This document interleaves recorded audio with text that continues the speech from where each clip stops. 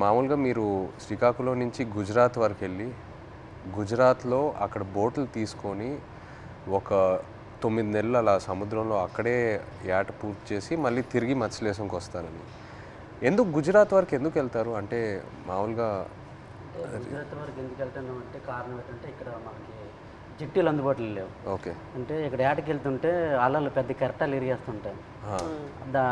దాని బోట్ల కింద ఉండిపోయి ప్రాణాలు కోల్పోతున్నాం.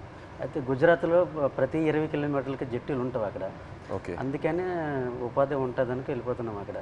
ఓకే ఓకే జీవనోపాధి ఓకే కష్టపడడానికి వెళ్ళిపోతున్నాం. సో మీరు ఒకసారి అక్కడికి వెళ్ళాక ఒక నెల రోజులు సముద్రంలోనే ఉంటారా? ఒకసారి బోట్ తీసుకున్న తర్వాత నెల రోజులు సముద్రంలోనే ఉంటారు? నెల రోజులు ఉంటాం.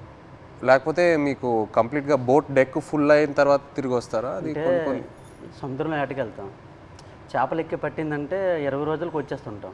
అంటే ఐస్ అంటారు కదా, ఐస్ అయిపోయిందంటే వచ్చేస్తాం. ఓకే. చేపలు ఎక్కువ దొరికితే ముందు వచ్చేస్తాం, దొరకలేదంటే అక్కడక్కడ పట్టుకుంటూ నెంబర్లు కొట్టుకుంటూ ఎత్తుకుంటూ పట్టుకుంటాం. కొద్దిగా లేట్ అవుతుంది. చేపలు దొరికామంటే హ్యాంగ్ వచ్చేస్తాం జట్టి. Okay okay okay.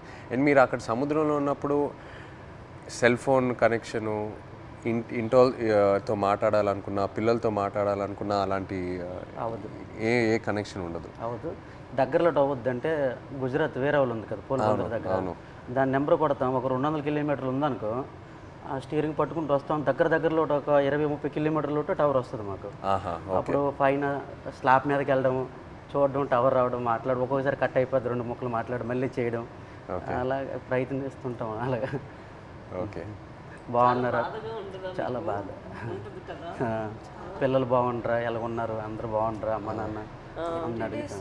అట్లా ఉన్నప్పుడు అంటే ఎక్కడో చిన్న ఫీలింగ్ తట్టి ఉంటారు. తుఫాన్ అంటారు సడన్గా. గుజరాత్కి ఇలాగా టీవీలో చూస్తాం కదా, గుజరాత్కి తుఫాన్ ఉందని వస్తారు.